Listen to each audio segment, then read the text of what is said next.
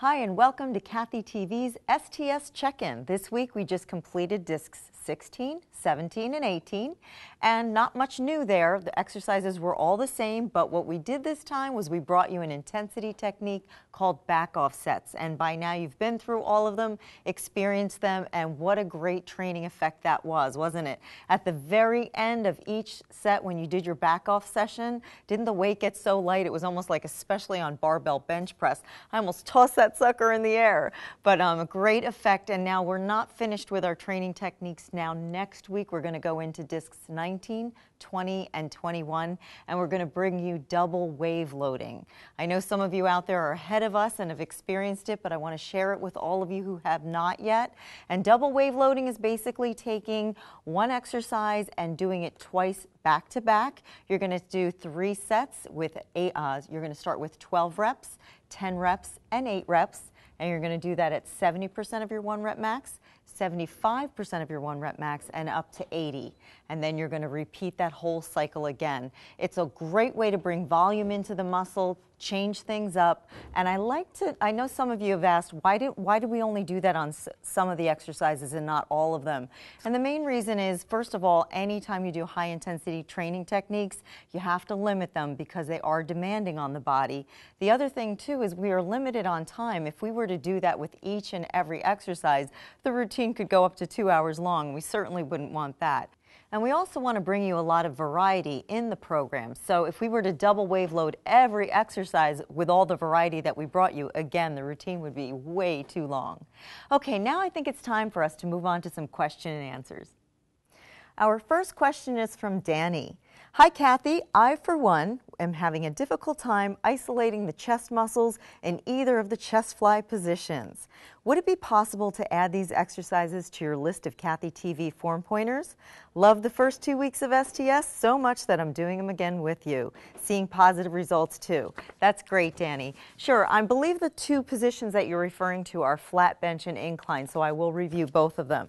So you'll just need to get your weights and roll down into your position. Obviously, I'm starting with the flat first.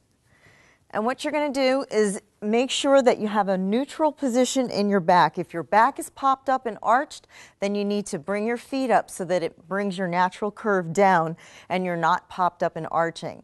If you want, and you can put your feet flat on the floor, do that as well. Just make sure that that back is neutral. Your arms are going to come up, and you're going to put a slight bend in your arm. Now we're going to be doing a flat bench fly here. So you're going to take your weights, and then you're going to have your thumbs angled toward one another, and your elbows are going to go out to the side, making a nice arc in the arm. And then you're going to come up. Now I'm going to do this a few times, and what I want to do is highlight different things as we go through. I want you to notice that my arm stays at a bent angle the entire time.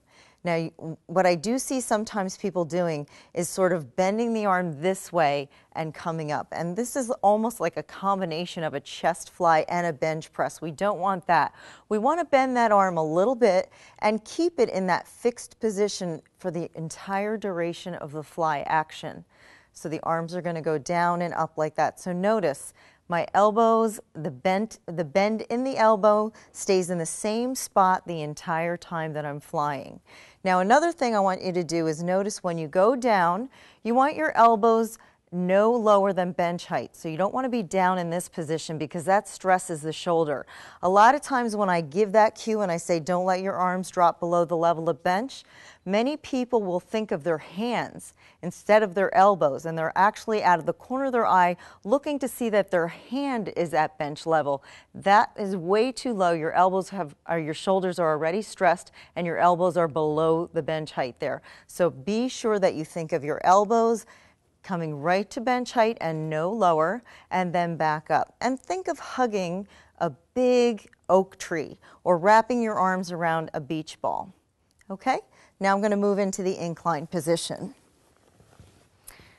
So in an incline position, some things I want to highlight here is that you don't want your incline to go too high.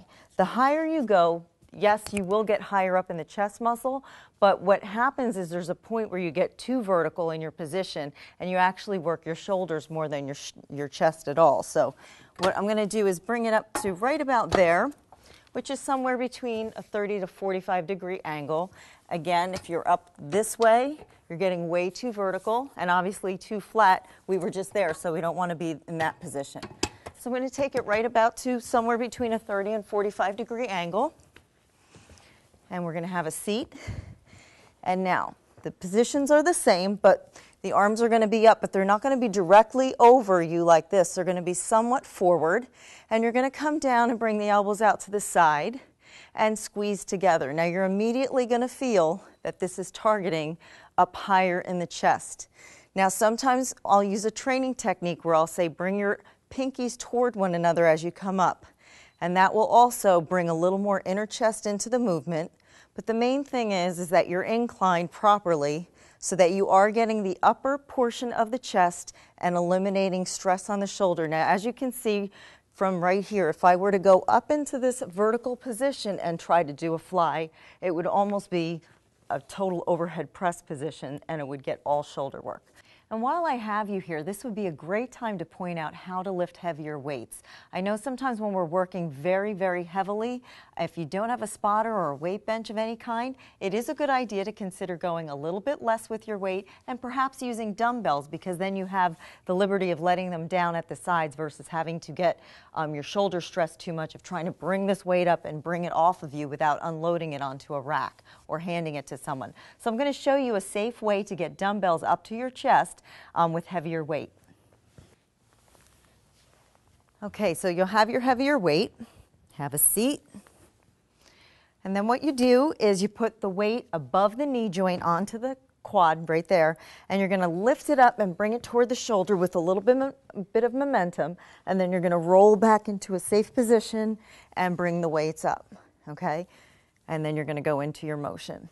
And when you're finished, lower the weight, bring the knee in, roll up, and lower them down. All right, hope you found that helpful.